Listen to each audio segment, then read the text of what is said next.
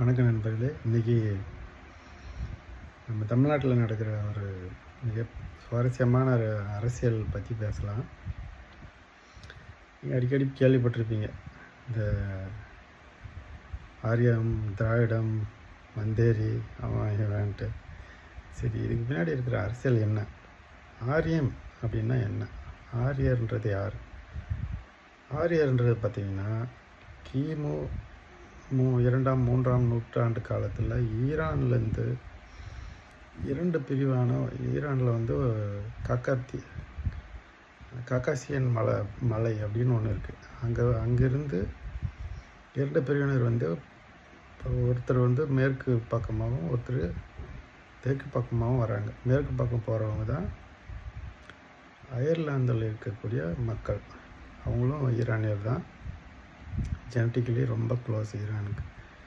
2வது பிரிவு பார்த்திங்கன்னா தெற்கு நோக்கி வராங்க. அவங்க தான் வந்து ஆரியர்கள்னு சொல்லக்கூடிய பிராமணர்கள். இவங்க 2 பேருக்குமே ஒரு சில ஒற்றுமைகள் இருக்கும். மொழி, ஈரானிய மொழியிலையும் சமஸ்கிருத மொழியிலையும் ஐரிஷ் அல்லது இங்கிலீஷ் இந்த மாதிரியான மேற்கத்திய மொழிகள்லையும் சொற்கள் எல்லாம் வந்து கிட்டத்தட்ட வேர்ச்சொல் ரூட் வேர்ட்ஸ்ன்னு சொல்லும் இல்லையா, அதெல்லாம் வந்து ரொம்ப சிமிலராகவே இருக்கும். அவங்களோட ஜெனட்டிக்காகவும் பார்த்திங்கன்னா அவங்க பார்க்கறதுக்கும் ஒரே மாதிரி இருப்பாங்க. ஈரானிய முகங்கள் மாதிரியே தான் இருக்கும் நம்ம பிராமண முகங்களும். அதே மாதிரி இங்கிலாந்து, அயர்லாந்து இந்த மாதிரி ஆட்களோட முகமும் அப்படி தான் இருக்கும். கிட்டத்தட்ட நீங்கள் பார்த்தீங்கன்னா தெரியும், ரொம்ப க்ளோஸாக வாட்ச் பண்ணுறவங்க. இவங்க தான் இந்த குரூப் வந்து உள்ளூர் மக்களோட உள்ளூரில் வந்து இப்போ இந்தியாவுக்குள்ளே வராங்க. இந்தியாவுக்குள்ளே வந்து ஏற்கனவே இங்கே இருக்கிற மன்னர்கள், ஆட்சி முறை, இந்த அதிகார அமைப்பு எல்லாத்தையும் வந்து பார்க்குறாங்க. இங்கே நம்ம எப்படி இதை வந்து நமக்கு தேவையான அளவுக்கு கட்டமைக்கணும் அப்படின்ட்டு இங்கே ஏற்கனவே இருக்கிற குறிப்பாக தமிழர்கள் கிட்ட இருக்கிற மதத்தை வந்து கையில் எடுக்கிறாங்க. சைவம், வைணவம் இந்த மாதிரி நம்மக்கிட்ட நிறைய மதங்கள் இருந்தது. கௌமாரம், காளியை வழிபடுற பிரிவு, சாக்தம், காணாபத்தியம், இந்த மாதிரி இதுதான் வந்து சனாதனம்னு சொல்லுவாங்க. 6 மதங்கள். இதை வந்து கையில் எடுத்து இந்த சனாதனத்தை ஏற்றுக்கொள்ளக்கூடிய சனாதனத்தோட உச்சத்தில் இவங்க இங்கே ஈரான்லேருந்து வந்தாங்க இல்லையா, அவங்கெல்லாம் வந்து தங்களை உச்சம், இந்த மதத்தின் உச்சமாக வச்சுக்கினாங்க பிராமணர்கள் அப்படின்ட்டு. பிராமணர் தான் உச்சம். பிராமணனுக்கு சேவை செய்யறதுக்காக தான் அதற்கு பின்னாடி இருக்கக்கூடிய சத்திரியர்னு சொல்கிற ஆட்சியாளர்கள், வைசியர்னு சொல்லுகிற வணிகர்கள், சூத்திரர்கள் சொல்கிற வேலையாட்கள், இந்த 4 பிரிவை உருவாக்குனாங்க. இவங்க இந்த ஆரிய கட்டமைப்பை ஒத்துக்காத எல்லாரையுமே வந்து அவுட்காஸ்ட் அப்படின்ட்டாங்க. அவங்க வந்து சாதி அமைப்புக்கு வெளியே, ஊருக்கு வெளியே இருப்பாங்க. அவங்க தான் தீண்டத்தகாதவர்ன்ற ஒரு அமைப்பை உருவாக்குனாங்க. ஆனால் மனுஷனை வந்து தீண்டத்தகாதவன் அப்படின்னு ஒரு கேவலமான சிந்தனை உருவாக்குனது அவங்க தான்.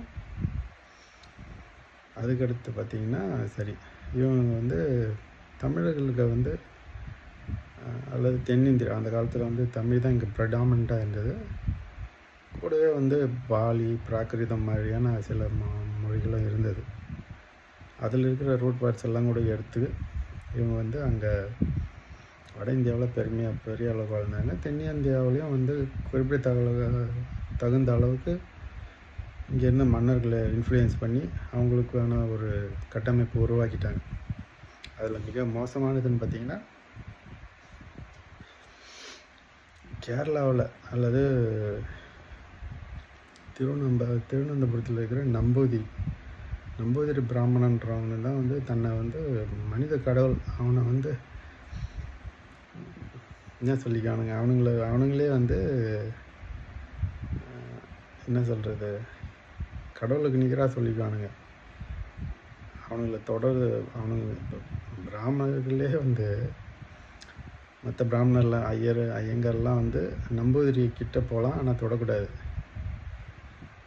இந்த மாதிரி நாயருங்க வந்து ஏதோ 8 அடியோ 10 அடியோ தள்ளி நிற்கணும். அதுக்கப்புறம் வந்து இந்த ஈழவர், இந்த ஷானார், இந்த மாதிரி அந்த பகுதியில் இருக்கிறவங்க அவங்களாம் வந்து 30 அடி தள்ளி நிற்கணும். இவங்களாம் வந்து சூத்திரர். இதுக்கப்புறம் வந்து இன்னும் புலையாடி, நாயாடி, இந்த மாதிரியான உழைக்கும் மக்கள் அவங்களெல்லாம் வந்து அவங்களாம் 80 அடி 90 அடி தள்ளி நிற்கணும். அவங்க பார்க்கவே கூடாது. தொட்டா தீட்டு பார்த்தா தீட்டுன்ற மாதிரியான ஒரு கொடுமையான ஒரு சித்தாந்தத்தை உருவாக்கிட்டாங்க. சரி, இது ஒரு பக்கம் இருக்கட்டும். திராவிடம் அப்படின்றது என்ன அப்படின்னு பார்த்தீங்கன்னா, நீங்கள் பெருமாள் கோயில் போனீங்கன்னா அவங்க வேதம் படிப்பாங்க, சமஸ்கிருத வேதம்.